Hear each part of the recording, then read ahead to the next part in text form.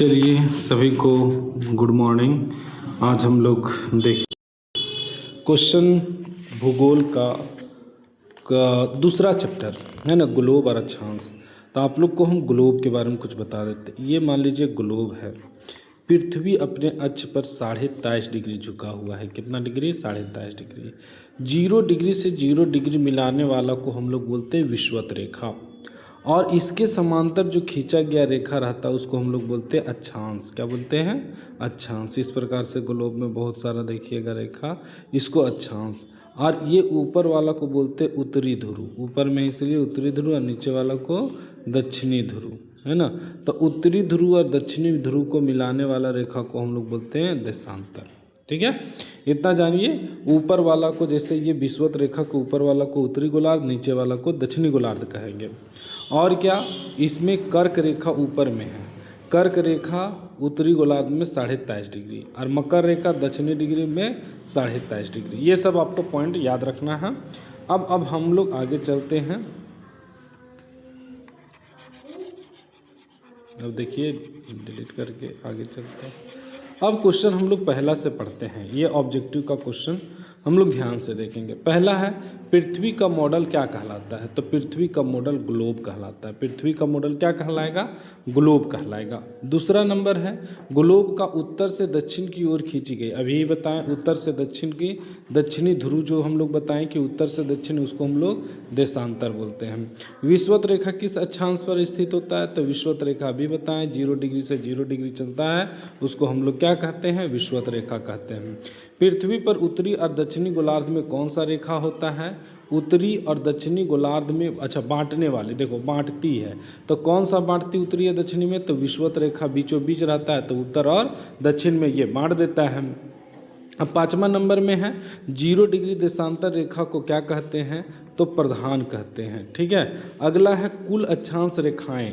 तो अक्षांश रेखा कितने होते हैं? तो देखिए, अक्षांश रेखाएं जो इस प्रकार से ग्लोब में चलता है ना, ये बीचों बीच वाला, ये ऊपर में 90 डिग्री तक होता है। 10, 20, 30, 40, 50 ऐसे 90 डिग्री। तो 9 दूनी 18, और एक विषुवत रेखा बीचा वाला होता है, तो 181 हो जाएगा। तो इसका ऑप्शन नंबर कहाँ चल जाएगा? 6 का डी। 7वां नंबर, पृथ्वी के स्थान सही, 1 मिनट इसको साफ जरा कर लेते हैं।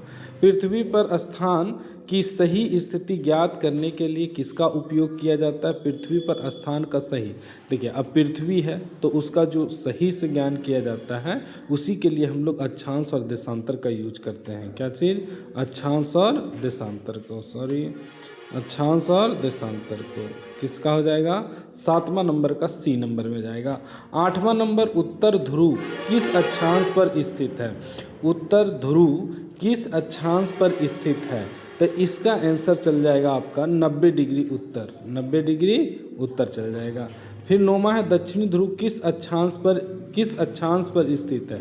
तो दक्षिणी ध्रुव जो है किस अक्षांश पर स्थित है?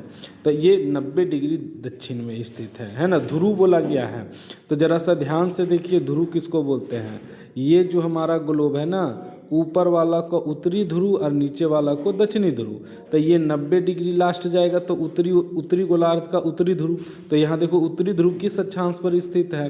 तो उत्तरी ध्रुव जो है ये 90 डिग्री पर है। ठीक है, दक्षिणी भी इसी तरह से, यहाँ पर कौन 90? अभी हम पहले बताएं, 0 डिग्री से चलेगा ऊपर 10, 20, 30, 40, 50, 60 ऐसे करते करते 90। तो इसीलिए इसका लाइनिंग जो होगा ये ऊपर में 90, नीचे 90, 9 दूनी 18, और एक बीचा वाला, तो इसलिए 181 हो गया था। यहाँ पर देखिए, ये 181 बोला गया था अक्षांश रेखा। तो वही क्वेश्चन है कि दक्षिण ध्रुव को किस अक्षांश पर स्थित है? तो दक्षिण, तो ये उत्तरी दक्षिण, तो ये नीचे वाला है, तो 90 डिग्री हो गया। कर्क रेखा किस अक्षांश पर स्थित है? तो कर्क रेखा 23.5 डिग्री उत्तरी में है ना, ऊपर में दिया गया, याद रखिएगा उत्तर रहना चाहिए, अगर दक्षिणी तो गड़बड़ हो जाएगा। वो मकर रेखा है, मकर रेखा किस अक्षांश पे है? तो ये 23.5 डिग्री दक्षिणी हो जाएगा। उसके बाद आर्कटिक वृत्त किस अक्षांश पे स्थित है? यहाँ पर देखिए, एक अंटार्कटिक है और एक आर्कटिक है। ये आर्कटिक पूछा गया है, तो आर्कटिक कितना होगा? 66.5 डिग्री उत्तर, है ना। और नीचे वाला जो होगा उसको हम लोग बोलेंगे अंटार्कटिक। आर्कटिक और अंटार्कटिक में अंतर, और ये भी पूछ दिया गया है। देखिए अंटार्कटिक विकृत के किस अक्षांश पे स्थित है, तो ये भी 66.5 डिग्री, लेकिन इसका आंसर हो जाएगा दक्षिण। 66.5 डिग्री क्या हो जाएगा, दक्षिण हो जाएगा। अब है देशांतर रेखा कहाँ मिलती है, तो देशांतर रेखा विषुवत ना, तो इस पे तो ना मिलेगी। ध्रुव, हाँ ध्रुव पर ही। अभी हम बताएं उत्तरी ध्रुव और दक्षिणी ध्रुव मिलाने वाली रेखा को हम लोग देशांतर कहते हैं।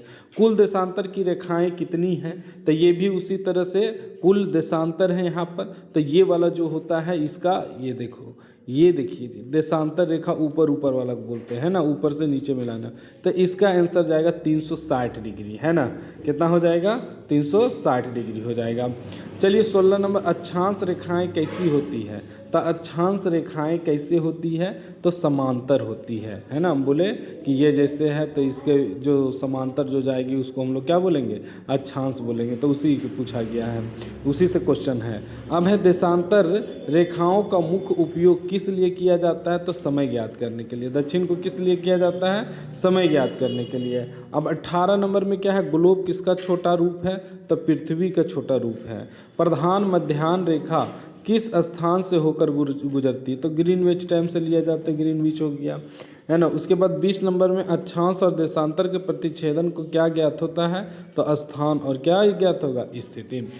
बस आज तक इतना ही, फिर हम लोग तीसरा चैप्टर देखेंगे। धन्यवाद।